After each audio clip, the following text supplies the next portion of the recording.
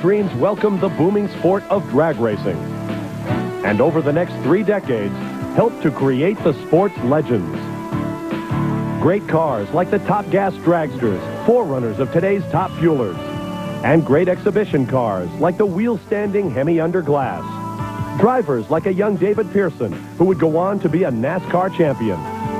Soon the track had a nickname of its own, Thunder Valley, and its fame spread far and wide on the wheels of the great factory experimentals, forerunners of today's funny cars. And drivers like Ricky Smith, Bristol's winningest pilot ever. Don Prudhomme raced here at Thunder Valley, and though the Snake will call it a career this year, Bristol will move on, and a new page of history awaits.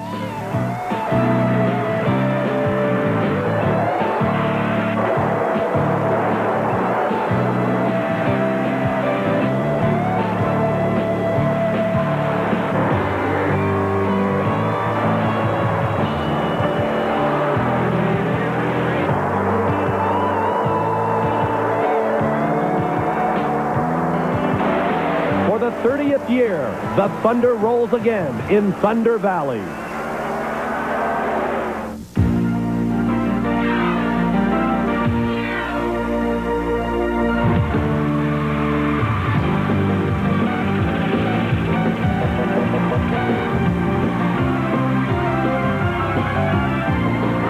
ESPN, the world leader in motorsports coverage, presents Speed World. A happy 30th birthday to Bristol International Dragway and the Spring Nationals on a warm and humid spring day with a big crowd on hand, and you are invited. Hello again, everyone. I'm Bob Barsha. Welcome to Bristol, Tennessee. Technically, the 1994 Scotchgard Automotive Protectors 3M National Drag Racing Series began back in March in Darlington, South Carolina.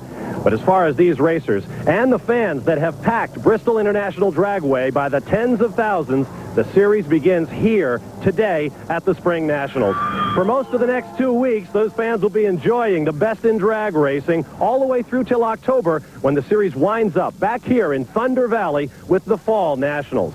For 30 years, this kind of goings-on has been the happening here in Bristol. And for more on that, we turn to ESPN drag racing analyst Ted Jones, who has been here for most of those 30 editions, haven't you, Ted? Well, at least half of them, Bob. And you know, it all began back in 1960, as you can see right here, when Larry Carrier came up with his entire concept. This was nothing more than a field and wilderness down between two mountains. He built the Bristol International Raceway, the fastest half-mile oval on the NASCAR circuit, and later, in early 1965, came up with the idea of building a national championship drag strip. As a matter of fact, it was only the third national event to exist in the entire United States. There was the U.S. Nationals, the Big Go West, and then the Spring Nationals in Bristol. Later on, the facility was sanctioned by the American Hot Rod Association, which is no longer in business. And finally, Larry conceived the idea in 1970 of forming the International Hot Rod Association, which, of course, has its home base here in Bristol today.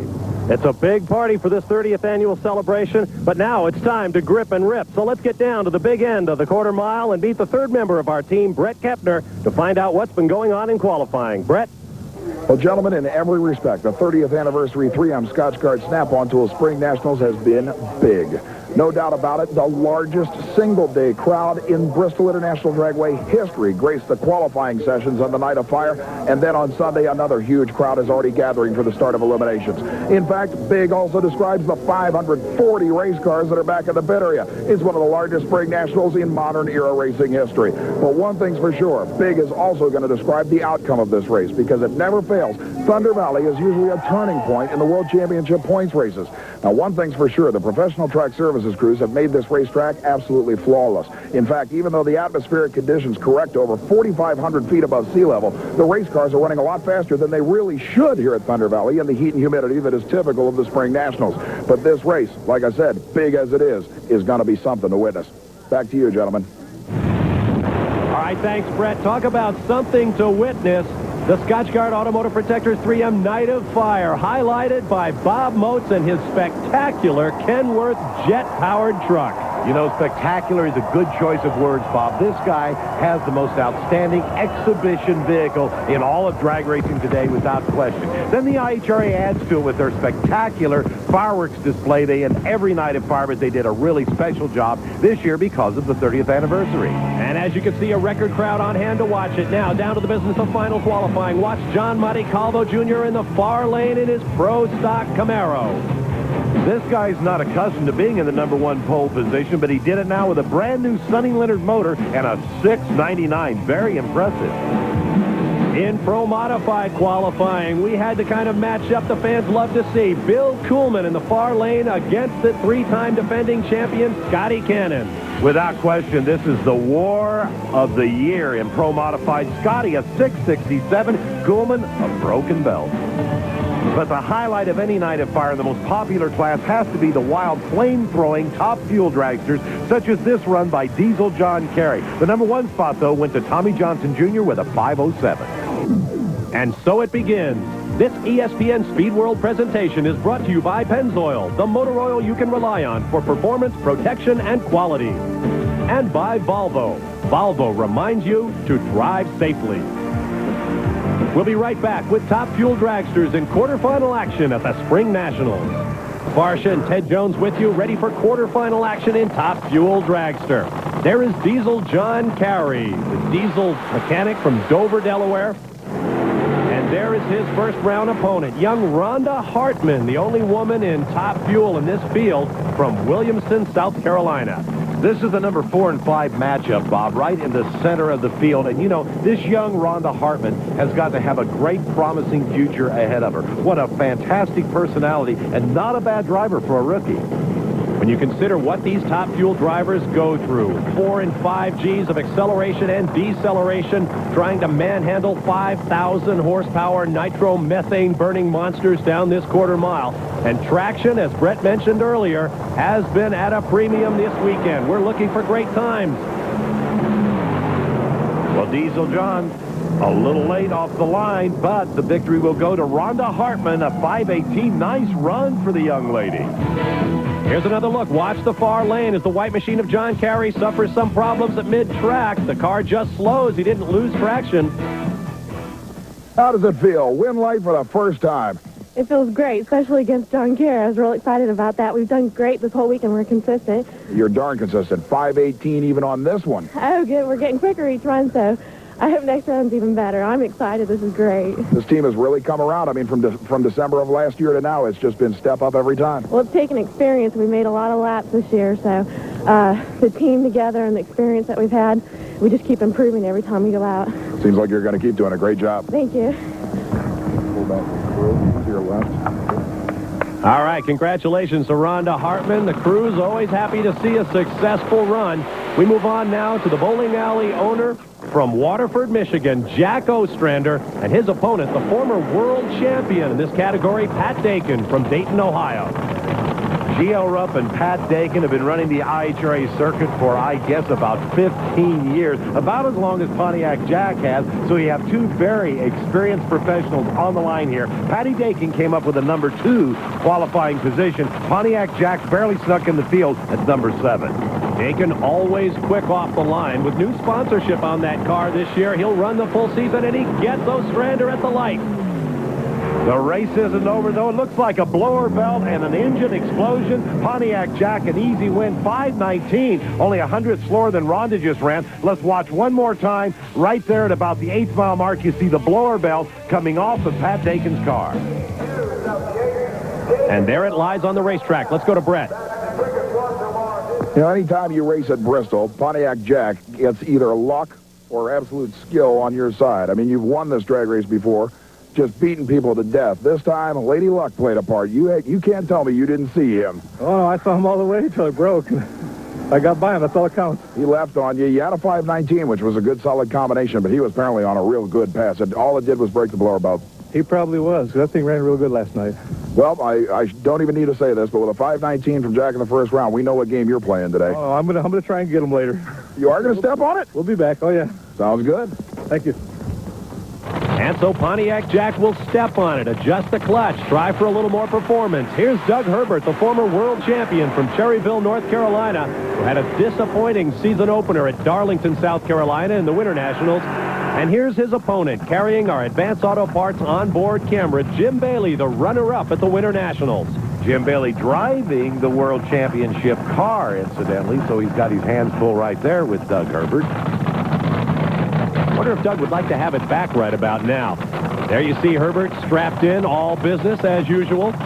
In memory of Jimmy Nix, it says on the side of his car, remembering the great Top Fuel drag racer who was killed in an exhibition meet earlier this year. Let's ride now with Jim Bailey.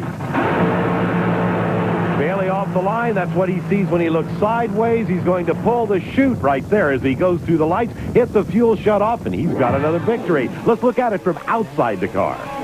A 5.25 with a 6 at 265 miles an hour for the man in the left lane. Looks like Herbert had it at half track, but at the finish line, too close to call. Here's our Advanced Auto Parts finish line camera. What a race. Obviously, after the final round of the season-opening Winter Nationals, Jim Bailey had a lot to prove. And, buddy, you just proved it. I don't know if you realize it or not, but this thing was on fire all the way down the racetrack. You won by driving reactions alone, 25 to a losing 23, and it was 0.003 of a second difference at the finish line. I'll tell you, we've struggled all weekend long, and the guys, Frank and the crew and Ronnie, I mean, that's a nice victory. It's a big one for you in your head because Darlington had to get to you. I guess you could call it first-time jitters, but I think we're ready. Now, what they're referring to is the fact that Jim Bailey red-lighted in the final at Darlington against this man, the points leader and Winter Nationals winner, Tommy Johnson. His opponent, Randy Meyer from Spring Hill, Kansas, and don't overlook Meyer. Talk about David and Goliath. Tommy Johnson qualified number 1, Meyer number 8. Meyer completely unsponsored, a low-buck operation. Tommy Johnson with that big corporate sponsorship from Mopar Parts.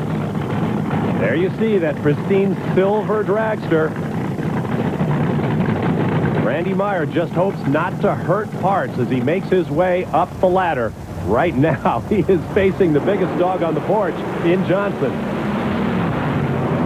Actually, Meyer's out first with a nice light, but Tommy drives right around him, a 5:15. 5:15 with a 2, and that is the quickest ET of the first round. So Tommy Johnson Jr. will go on to meet Rhonda Hartman, and Jack Ostrander will take on Jim Bailey in the semifinals of Top Fuel. We'll take a quick time out and return with the tin tops of Pro Stock. Stay with us for more from Bristol.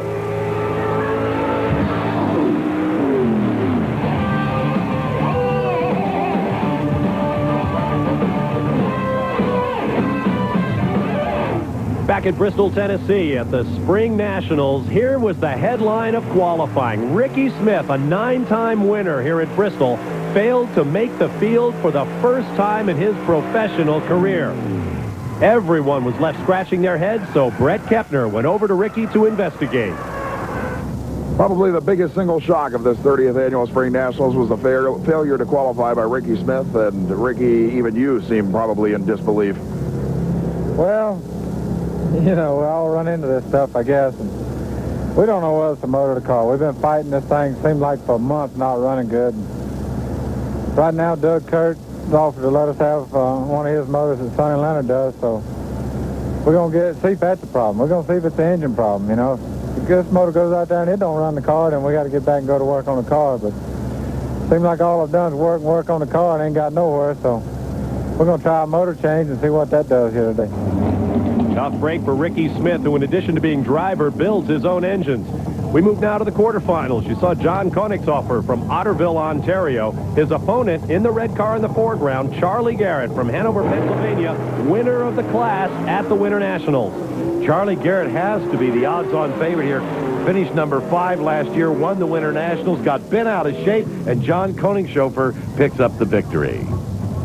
So the points leader, Garrett, is on the trailer, and that'll open up the standings. Now here's the professor, Roy Hill, who has a story of his own to tell about the Winter Nationals at Darlington, including a huge crash. The car went to the right a little bit, and I brought it back, and I shifted into high gear, and it jumped up on the tire and spun worse. The groove was real narrow. It went to the left. I backed out of it, and as I backed out, it was a little sideways, and it grabbed the track and shot straight across. Tim Neighbors was coming. I seen him. I could have saved the car if I hadn't locked the brakes up, but I would have hit him too probably.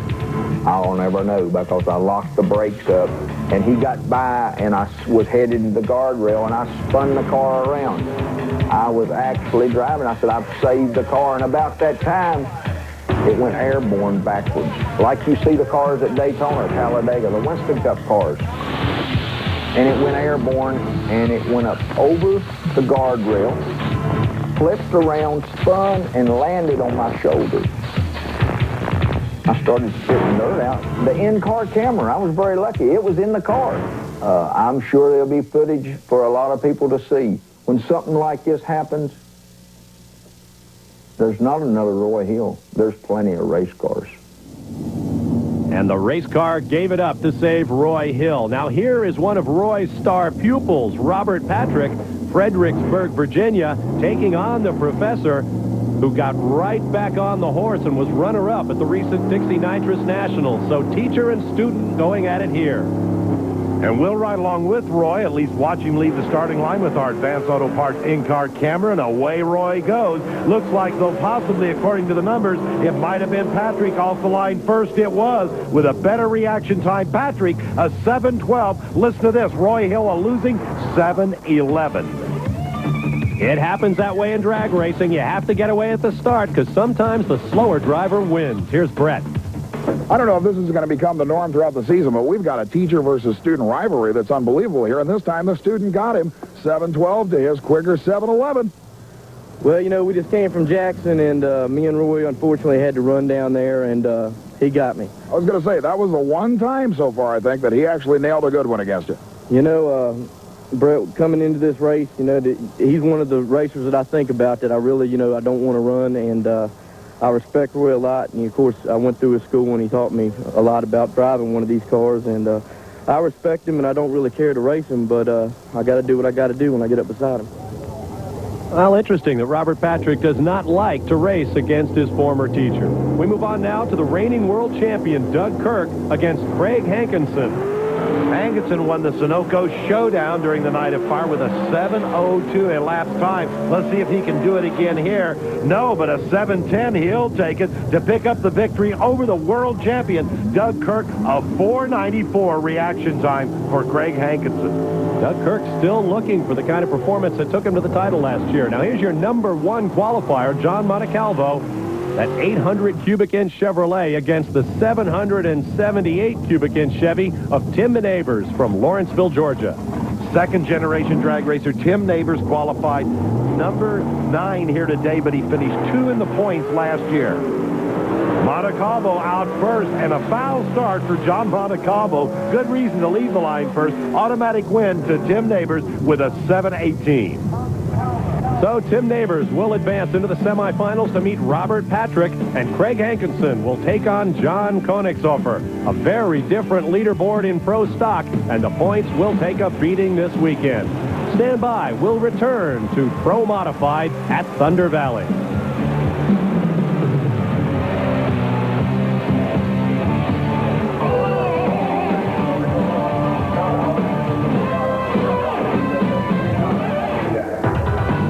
At Bristol, Tennessee, it's time for a drag racing track fact. Here's Brett Kepner. The 1994 rules revision in Pro Modified that gave a weight break to body styles of pre-1970 race cars is creating a new revolution in the Pro Modified ranks. And this one doesn't concern the shoeboxes. It concerns the type of cars that made drag racing one of the most popular sports of the 1960s and even earlier.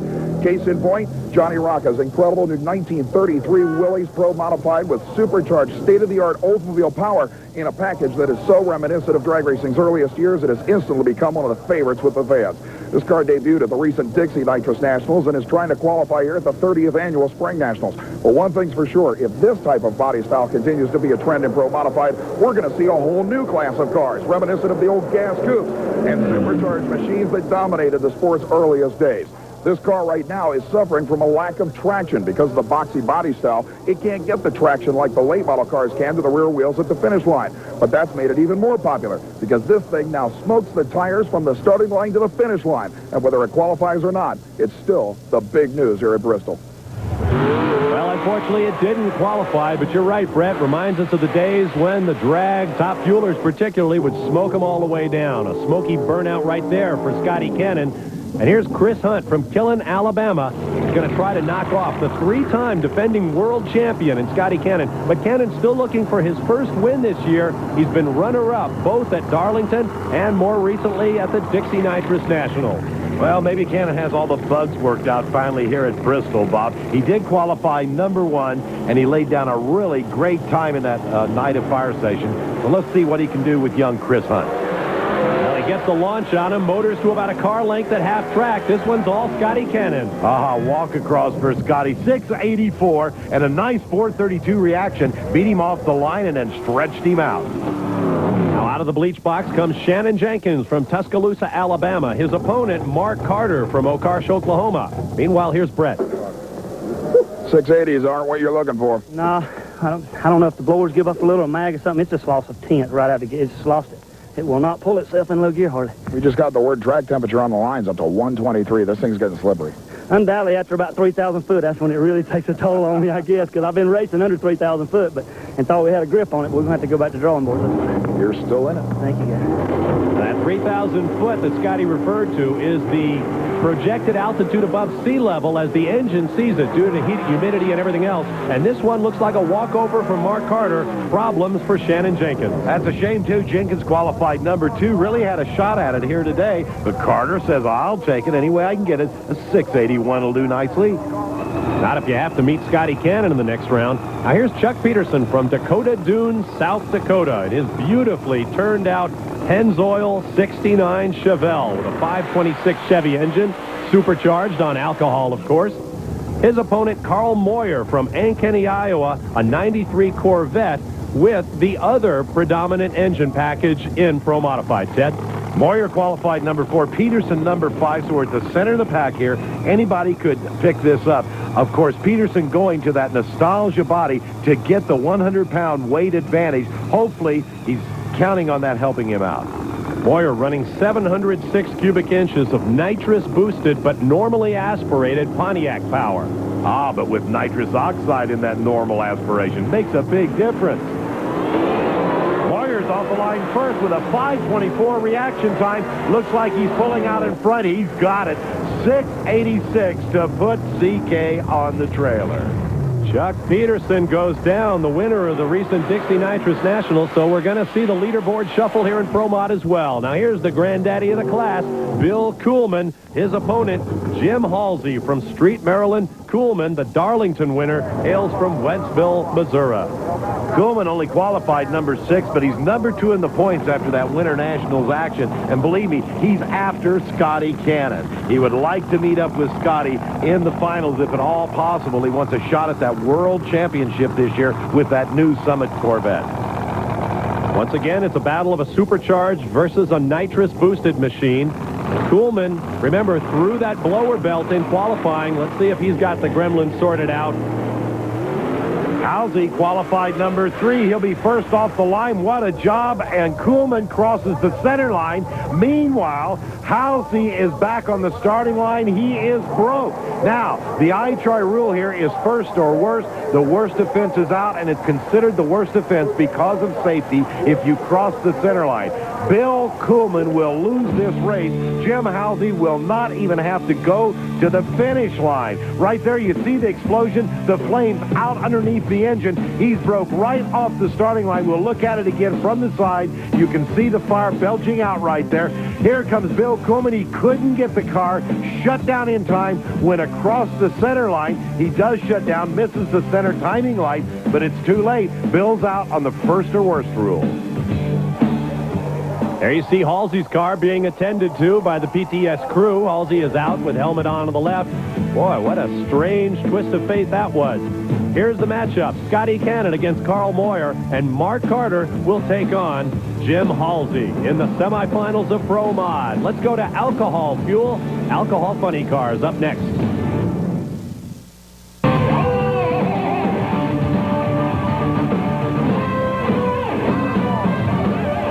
Back at the 30th anniversary Snap-on Tools Spring Nationals, we're ready for Alcohol Funny Car quarterfinals. Our first matchup, Gary Rattel in the near lane against Walt Prisable in the far. Rattel finished number 13 in the world last year, qualified number 3 here today out of Nashville, Tennessee, and the Tennesseans cheer as Gary turns in a win with a 6:19. Look at the reaction time, 4:19. Very respectable for a pro car. Here's our second pair, Melinda Green from Norfolk, Virginia, and Terry Mullins in the near lane out of Oak Ridge, Tennessee. Problems for Mullins. Easy pass for Green. This was an upset. Mullins qualified number 1, but Melinda Green will take it, a 6:27 with a 5:03 reaction. Now here's the former world champ in action. In the foreground, Mark Thomas, the farmer from Louisville, Ohio, going up against Scott Weiss in the Wise Guy machine out of Hanover, Virginia. Should be an even matchup. Number 4 and 5 qualifiers off the line, and immediate problems for Mark Thomas. He with a foul start. Scott Wise, a 6:82 as he lifted just a little bit. Indeed, he did to get the car straight. Easy break there for Scott Weiss. And our final pair, Al Billis right there. You may remember Al from Pro Modified action. Now he's moved over to Alcohol Funny Cars, and the only guy he has to meet now is the defending world champion, Todd Payton. Payton qualified number 2, Billis number 7. Billis out on top of him. He upsets Payton. Billis a 6:24. Payton went quicker at 6:23. You got it, folks. Right on the starting line is where this race was decided. We'll give you a look at the semifinal standings. Keep in mind that points leader Jimmy Richter did not make the field, so Alcohol Funny Car is going to see a leaderboard shuffle as well. Now it's time for the professor himself. Here's Roy Hill with the Driver's School. At the Roy Hill Drag Race School, when we bring a student in, they learn to drive these 93, 94 Pro Stock Thunderbirds. It's very important for a driver to feel, to understand what he's feeling. In Pro Stock, you've heard of tire shake. Tire shake, a lot of people think come from the clutch. We teach our drivers to determine whether it's the clutch or the tire being out of balance. When you drop the clutch, shift into second, shift to third, and into fourth, you'll feel a tremble, a vibration. Our drivers will know whether it's coming from the clutch or from the tires. Normally, it's the tire out of balance. We take our tires off our cars and we go to the spin balancer. We'll bolt the tire on and spin that tire approximately 50 miles an hour. That will tell us how much out of balance it is. Once you mount a tire and you put the tire screws on, normally the balance changes. Now at the Roy Hill Drag Race School, with this kind of information and feedback the driver can give us between the clutch being able to cause the tire shake or the tire being out of balance, is the difference in running 690 at 200 mile an hour or 680 at 205 mile an hour. And it helps the crew chief out tremendous when you've got a real driver in the seat of the car. All right, thank you, Professor. Meanwhile, there's a thrash going on in the Top Fuel pits. Here's Brett Kepner. That outrageous first-round win for rookie Top Fuel racer Jim Bailey and the Faber & Sons Top Fueler came not only with the aid of a hole shot, but unfortunately with the addition of a whole lot of burn parts. Everything got hurt in this one. This cylinder was running very lean on the run, which means the cylinder temperature built up beyond normal. It burned through the cylinder head gasket, and the heat was intense enough that it actually ignited this aluminum cylinder head. You can see where it burned, and that caused those bright flashes of light, or flares as we call them, when the aluminum was burning all the way down the track. Unfortunately, the heat also got to the engine block. It melted too. So the head, the block, everything's got to come out. They've got to change and put an entire new motor in the car for the semifinal round. So right now at this point, if nothing else, the Spring Nationals has become very expensive for the St. Louis-based Top Fuel World Champs. Now, no question, they're going to have to go all the way to the final and win in order to meet expenses. But that's the way it is, and we'll be back for Top Fuel Semis.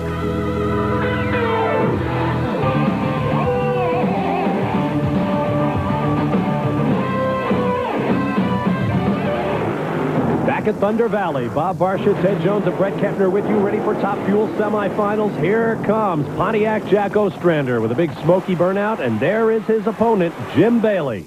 You know, you can't underestimate Bailey. This guy will kill you with consistency. He may not go out and run a 4 or even a 5-0, but you've got to watch him because he'll lay down that same round, run after run after run. He was that way in Alcohol Funny Cars. He had a 5.25 with a 6 in the first pass. We'll see what he does here against Ostrander. You ride with Bailey with our advanced auto parts onboard camera. Good launch for both cars, but an immediate advantage for Bailey. Bailey was out first with a 5.05, and he finishes first with a 5.30. Only 500 slower, Bob, as we pointed out. Our advanced auto parts photo finish shows you just how close it really was. You couldn't ask for a more incredible day of racing. First round win by a few thousandths. This one by 10 thousandths over Ostrander. 5.30 to 5.31. So I guess realistically, we can say the driver was there, and luckily the car was too. Well, like I said, this thing has fought us all weekend. You know, it's tough to run here at Bristol in these weather conditions. You just proved what it's like in the heat of the day because this thing was all over in the mid-range. That's right, and it was like that last night, too. As a matter of fact, it scared me a little bit, but I'm getting used to it. This, like I said, this has got to be the rejuvenation you needed after that foul on the final at Darlington. You bet. You know, it was such a long time between then and now, and I had a lot of time to think about it. We may have a real serious points race coming up here, too. I hope so. I'd like to be in the middle of it. Well, it looks like Jim Bailey is in the middle of it. He will go to the final, hoping, I would imagine, to meet this man once again, Tommy Johnson, who beat him in the finals at the Winter Nationals at Darlington. But first, Johnson's going to have to get around this young driver, Rhonda Hartman, who looked very good in the first round, particularly on reaction time, Ted.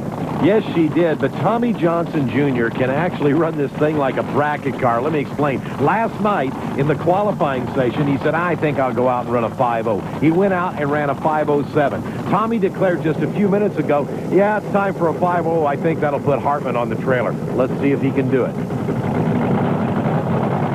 Johnson Operation is a father-son team. Tommy Johnson Sr. does a lot of the mechanical work in the pit. Good, solid launch. No sign of tire smoke. Hartman fades. Easy run for Johnson. Johnson, a 5.05. There's that. Oh, listen to this. 289.66. That is a new track record, and it cost him an engine to do it. Boy, you can see the smoke coming out of a couple of those header pipes for Tommy Johnson. Here comes the crew, no doubt already wondering what they're going to have to fix. A smoky win, a lot of smoke out of the pipes. I'm sure you felt it torch right past the finish line, but it was worth a track speed record and low ET of the meet. Second quickest run ever down this track. 5.05, 289.66 in the heat of the day when everybody else said this thing's slowing down. Yeah, I was pretty shocked when they hit the radio and said 05. I couldn't believe it. I even clicked it just a hair early. I could feel it, I could feel it just starting to hurt itself down there. It was starting to nip it a little bit, and I thought, that sounds pretty good. I'll click it, and man, 05 stout. You know, I know your dad is a big-time record chaser. You give him a world standard to shoot at, and he will usually tune it up to try and get it. And that's exactly what we expect them to do. It'll be Tommy Johnson Jr. against Jim Bailey in a rematch of Darlington. Now it's time for the expertise of Big Daddy and his inside scoop. From the mid to the late 60s, the plumbing on a top fuel dragster was relatively simple, and you basically bought your kit from the injector company, bolted it on your car. It was fuel into the fuel pump, fuel out of it to the injector, and maybe one jet for a bypass. Really, anybody could do it. By 1985, things had changed dramatically. As we see on this car, we see all types of lines. Particularly, there was fuel being sent into the ports in 3 different lines. We called that triple port nozzles. This was to be able to direct the exact amount of fuel to each cylinder that you wanted that cylinder to have. Then you had fuel that came up through the hat, which went down through the blower. This was enough fuel here to keep it cool. But this fuel kind of got mixed up, so you didn't want so much going here because you couldn't control where it went. Then you see all these bypasses on this engine. There's several of them around here. And these bypasses have jets in them. And this controls the amount of pressure that is sent to the engine in fuel. You could give more fuel in the beginning, less fuel, more fuel down course. In fact, on this car, there was even a valve that was closed down course. It shut off jets to give a tremendous surge of fuel to the engine as the temperature came up. This is how we began to get up into the 2,500, 3,000 horsepower, the control of the fuel system. All right, thank you, Big Daddy, who, in addition to his top fuel innovation and his museum and Hall of Fame in Florida, is now running for Congress. Good luck, Big Daddy. Here's 23-year-old Robert Patrick, who set down Roy Hill in the previous round of Pro Stock. He'll go up against Georgian Tim Neighbors. Patrick qualified number 5. Tim Neighbors, number 9. Patrick has to be the favorite, especially after beating Roy Hill. He had a great reaction time of 4:46 and cranked out a 7:12 on that previous run. 810 cubic inches of mountain motor in Patrick's Ford, 773 in Neighbors Chevy, and it's Patrick easily. Looks like Neighbors broke, had some very severe problems there. Patrick, a 7:09 with a 5:05 reaction time. But listen to this. Neighbors had him with a 4:44 off the line. Here's the other half of our bracket. Craig Hankinson from Granville, Ohio, 786 cubic inches of Pontiac against the 786 Ford of John Koenigshofer. Hankinson qualified number 2, finishes this race number 1 with a 7:11, a 5:57 reaction time, but Johnny K had a 4:96 react. So it'll be 23-year-old Robert Patrick going against Craig Hankinson in the finals of Pro Stock. Time for another quick timeout. We'll return to Pro Modified at Thunder Valley. Stay with us.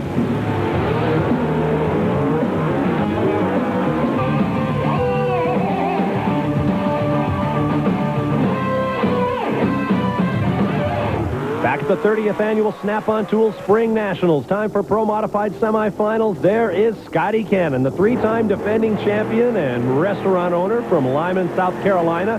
His opponent, Carl Moyer from Ankeny, Iowa. Carl Moyer holds the track record here. He set it back at the Fall Nationals last year with a 6:57. Cannon's best has been a 6:84 today. Does he have enough? No, sir. Carl Moyer, the number 4 qualifier, with a 6:80 and a beautiful 4:97 react. Look how close it was with our Advanced Auto Parts photo finish. I'm just curious if you heard the bang in the other lane when that supercharger exploded. No, of course I couldn't hear that. I was too busy handling the tire shake and side-to-side action I had going, but we lucked through it. You know, we just pick them off one at a time, and hopefully we're going to be there at the end. So Carl Moyer advances. Let's see who he will meet. There is Mark Carter. His opponent, Jim Halsey, who had that remarkable pass against Bill Kuhlman. Halsey right there broke on the start line, but Kuhlman crossed the center line and was disqualified. Halsey qualified number 3, so he really does belong here, even though he got here by freak chance in the most previous round. Mark Carter qualified number 7. Both cars ready to go. Watch the reaction times on these drivers. They're both great. Carter out first, a 4:21 react to a 4:81. Let's see if he can hold him off. No, the Castrol car. Halsey, 6:74 to pick up the victory. And there'll be no supercharged car in the final. We can hear parts rattling underneath the car, and only one round before this thing was a fireball. I'd say Mr. Jim Halsey has had a fun day. I'm telling you, it's something else. I can't believe it. The amazing aspect of the run you just made is that it's one of the most incredible passes of the entire day. 6:74 in the heat for this thing. That'll give you a lane choice against Carl. That's great. The thing slipped the clutch pretty hard. I think it'll run a little better than that. Looking for that first. Still, it's right over the horizon. I've heard that. I need it. Lots of guys in this field today going for their very first victories at BID. It'll be Carl Moyer against Mark Carter in the finals of Pro Modified. Now let's check out the alcohol floppers, the funny cars. Our first pair, Melinda Green, going up against Scott Weiss, who benefited from a little good luck in his previous race. Scott Wise only cranked out a 6:82 in the most previous round. Melinda's been 6:20, and boy, some great problem for Melinda as she wisely shut it down. Fishnelling going up in smoke. Look at that, 6:16 for Scott Wise. Boy, does he serve notice on the other guys. There in the left lane, Melinda Green hazes the hides, gets a little out of shape, and rightly shut it down. Battling cameras here. Scott Weiss's crew is, I think, even happier than you are. Boy, this is just what you needed to start a year. Oh, finally, we got the car back on track. We, after that year of 5 final rounds, this is great. Ashland Ford, commercial machine, everybody's been behind us throughout the winter, and we really put together a nice car. I think you'll be happy to know it was a 6:16 in the heat of the day. Golly, yes, yeah. We really tuned it up. We shook the tires hard the last pass and had to back it down. Smooth as glass this time. Melinda went violently sideways, so I think she knew that she had to hop it up against it. We got it in the final. See you next time. Scott Weiss with that Ford Mustang bodywork. The only Mustang in the field will go to the final. Now let's see who he will meet as Gary Rattel in the foreground takes on Canadian Al Billis. Rattel, a long-time IHRA competitor. Of course, Billis came up out of the Pro Mod ranks. Rattel qualified number 3, Billis number 7. Good equal start here. Almost nose-to-nose off the starting line, side by side, and finally Rattel pulls out as Billis had a little bit of problem, a 6:25. Just 1/1000th of a second apart in reaction time. So Gary Rattel goes to the final to meet the Ford Mustang of Scott Weiss. We'll be back in a moment to Happy Hour, finals time at the Scotchgard Automotive Protectors 3M Snap-on Tools Spring Nationals.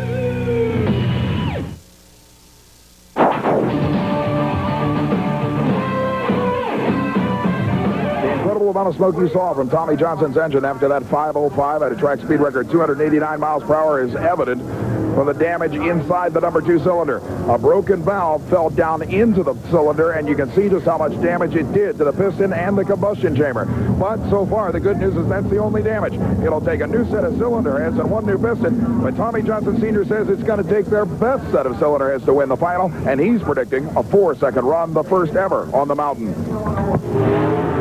Oh, wouldn't that be something? You said it, Brett. The Johnsons like to go for records. Right now, let's turn to the finals, beginning with pro stock. There's young Robert Patrick in the foreground, taking on Craig Hankinson, and we're into the cool of the day, so we expect some record performances here. Very quickly, looking back 30 years, Bob, just out of interest, the first Spring Nationals pro stock champion, Grumpy Bill Jenkins. Great legend of the sport, Robert Patrick, all over Craig Hankinson from start to finish. Well, the Mustang wins this one. Sorry, Grump. 810 cubic inches of forward power to a 7:10, winning a lap time. First victory at Bristol for Robert Patrick. Now here comes Carl Moyer in Pro Modified, taking on Jim Halsey, a pair of 93 Corvette ZR1s. The winningest driver in Spring Nationals history in Pro Modified, Scotty Cannon. Cannon went out early as he tries to find the performance to help him defend his 3 world championships. Right now, Carl Moyer takes this one. The big Chevy dealer punches through a 682 and a nice 476 React. Let's move on to alcohol funny cars. Scott Weiss against Gary Rattel.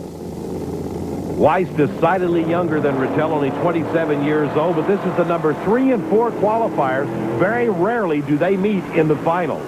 Great launch for Gary Rattel in the near lane, but Weiss is with him every step of the way and beats him. Incredible. Weiss pulls it out with a 620, Rattel a 624. And Rattel's launch just 4 1/1000ths of a second off of perfect. Our advanced auto parts camera shows you how tough it was. Man, I have never seen a single alcohol funny car racer have to deal with such close races all day. First round? First round, it was incredible. It was Second round? 200. Second round, we had a stroke of luck, God, which was a third round? Third round, we just laid down a number. What can I say? 004 true win. 4,000ths between you and Gary Rattel at the finish line. Never sawing for the full length of the course. I got to stop and thank all my sponsors: Ashland Ford Commercial Machine, Oakdale Construction, my crew, my father. There's nobody any greater in this world than my father. He's the one that tuned this deal and made it fly. A drag racing pioneer. Sniper one for bringing this whole deal together. Got to thank God for making this day possible. Another family operation comes up a winner here at Bristol. And now the Top Fuel final. Remember that injured engine for Tommy Johnson Jr. Jim Bailey trying to beat Johnson in a rematch of the Winter Nationals. Great launch for Johnson, but he loses it. Tommy on a great run had a problem. Something definitely went away. He had the race won. Jim Bailey picks it up with a 533. Tommy slows to a 572. Let's see if we can see what happened with our advanced auto parts in-car cam. No, all we see is Tommy fade out of sight. Problems for both drivers in that run, but the smoke came from this man's car. Considering that this is only his second Top Fuel drag race ever, it is a minor miracle that Jim Bailey is the winner. But in a race like that, Doug Parr, who does our in-car cameras, does such an incredible job. I can't wait to see the replay of that because you saw every bit of Tommy's car. The whole way. I couldn't believe it. I was almost ready to click it off because I thought, oh, he's driving away from me. And he fell back and I went farther down with the throttle. Wow, what an experience. And I know you probably don't know it, but the motor was coming apart at the time. It felt like it. Ronnie said, well, we'll sacrifice one. I said, we could win. That'd be great. Like I said, I know that that had to be the biggest emotional roller coaster a driver's ever taken in 5.3 seconds because you thought you were done. Oh, for sure. Like I said, I've had a long time to think about this in Darlington, and it just worked out great for the crew and for Frank and everybody. You are now going to be in virtually a dead heat in the points lead with you and Tommy Johnson, so that means going to Steel, Alabama. This is going to be a war now. Well, that'll keep it interesting for the fans, and that's what really counts. Man, what a race. That was incredible. Thank you very much. Great job. 4 professional categories, 4 first-time Bristol winners, and none of them happier than that man, Jim Bailey, in only his second Top Fuel race. As Brett mentioned, there's going to be a shake-up in the points. We'll take a quick time out, and when we return, we'll sum it all up for you. This is going to be a great season on the IHRA trail. Stay with us. That can shorten its life. Points. There's been a shake-up. There has indeed. Tommy Johnson Jr. and Jim Bailey each have a win and a runner-up. The 100-point difference you see is because of the qualifying. In Pro Stock, a new points leader, Robert Patrick, on top by less than 100 points over Charlie Garrett with Floyd Cheek in third. And in Pro Modified, well, what's new? Scotty Cannon, number 1. Chuck Peterson has dropped Bill Kuhlman down to third place in an alcohol funny car. Todd Payton would like to repeat as champion. Mark Thomas in number 2 position would like to get back on top and regain that lost championship. The next stop on the IHRA season will be the Snap-on Tools Super Nationals from Steele, Alabama, coming your way July 3rd at 1:30 p.m. Eastern Time. Alabama International Dragway, a new stop on the IHRA trail. It has been a spectacular 30th birthday for Thunder Valley Bristol International Dragway. Our thanks to Phil Elliott and the staff of Drag Review, the official publication of the IHRA, for those black and white photos detailing the history of this great drag strip. One more pass in front of this sellout crowd for Bob Moats and his incredible Kenworth truck. If you'd like to subscribe to Drag Review, call 1-800-554-9000. Through 3 national events in 1994, we had